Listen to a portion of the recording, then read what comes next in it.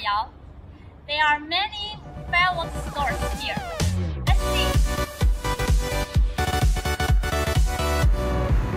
There are many such stores in fireworks market, showing the most popular small product in China fireworks market.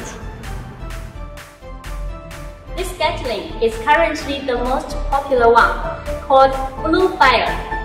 It's more expensive than the regular one.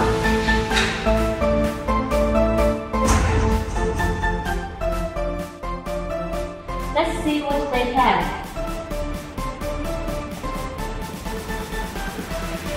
Sunflowers, jellyfish, and many kinds of Roman candles. Small Gatling. There are many small fountains. Rockets. If you like our items, please message us and send inquiries. We can offer you our best services at a really competitive price for you. See you next time.